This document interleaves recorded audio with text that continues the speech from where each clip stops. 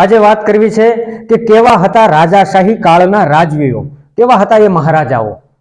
તો એમાં ગોંડલ દરબાર સાહેબથી જ જો શરૂઆત કરીએ તો ગોંડલ દરબાર સાહેબે તો પોતાના રાજ્યની સરહદમાં એવો ફરમાન જારી કરેલો કે મારી રાજ્યની સરહદમાં જો કોઈ શિક્ષિત ન રહે તો એને રાજને દંડ આપવો પડશે, મારા રાજ્યમાં તો ફરજિયાત ભણવું પડશે.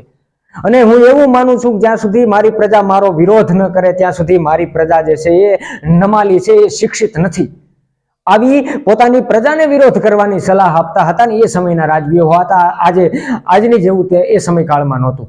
આ સિવાય ભાવનગરના મહારાજા વજયસિંહ દરબારને એક ભિક્ષુક જે છે એ બોરડીમાં પથ્થરનો ઘા કરે દરબાર સાહેબને લાગી જાય અને દરબાર સાહેબ એને ખોબો ભરીને ચાંદીના રૂપિયા એટલા માટે આપે કે પેલી બોરડીમાં તે પાણો મારતો એટલે બોરડી બોર આપતી એમને ખોબો ભરીને.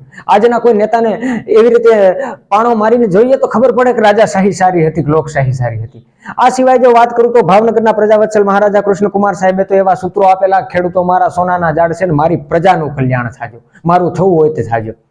અને પોતાની પ્રજાના માટે આ દેશ માટે થઈને 1800 પાદર જે એમણે હસતા મોઢે આપી દીધા. અને જો દાતારીની વાત હોય તો જસદણ દરબાર સાહેબ પોતાના જમણવાર હાંકતા જે રસોડું ચલાવતા હતા અને એ રસોડામાં જે છે એ મગ બાફણાની અછત ઊભી થાય અને પોતાના ગઢમાં પોતે હાથી પગા ઢોલિયા જે એમના હતા ને એમને ફડાવી અને બળતણ તરીકે ઉપયોગ કરીને પોતાની પ્રજાનું પેટ ભરતા ને આવા હતા એ સમયના રાજવીઓ, આવા હતા એ સમયના મહારાજાઓ.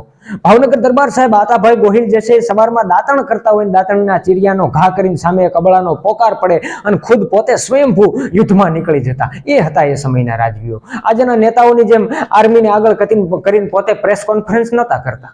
એ રાજાઓ પોતે ખુદ પાળીઓ થઈ જતા હતા પોતાના પ્રજાની રક્ષણ માટે થઈને. આવા હતા એ સમયના રાજવીઓ, આવી હતી રાજાશાહીની વ્યવસ્થાઓ. ધન્યવાદ. રામ રામ.